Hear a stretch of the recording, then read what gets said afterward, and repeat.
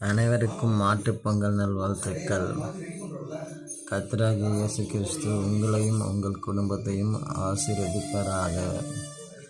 அன்பு மக்களே, மாட்டுப் பொங்கல் என்பது நம்ம மாடுகளை வணங்க வேண்டாம்.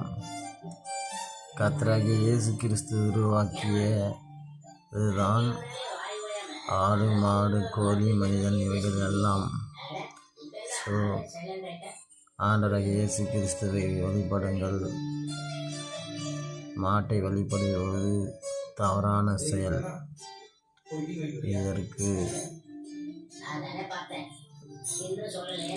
அதிகாரபூர்வமான பைபிள் வசனம் உள்ளது. ஆண்டவராகிய இயேசு கிறிஸ்து படைத்ததை எல்லாம் விட்டுட்டு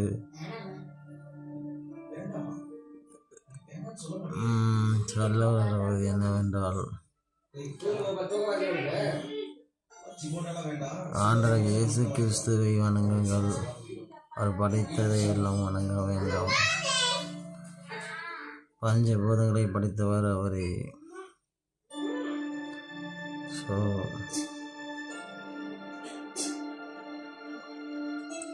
ஆதி காலத்தில் படிக்காதவங்க வணங்கிக் கொண்டிருந்த அதே பாரம்பரியம் இன்னும் மக்கள் அதையே கடைபிடித்துக் கொண்டிருக்கிறார்கள்.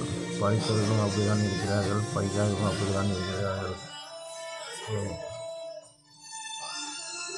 நான் என்ன சொல்ல வரேன்னா, இவை படைத்தவர்கள் எல்லாம் கர்த்தராகிய இயேசு கிறிஸ்து, அவரை வணங்குங்கள். பிதா, குமாரன், பரிசுத்த ஆவியினாலே இயேசுவின் நாமத்தில் ஜெபிக்கிறேன். நல்ல பிதாவே, ஆமென்.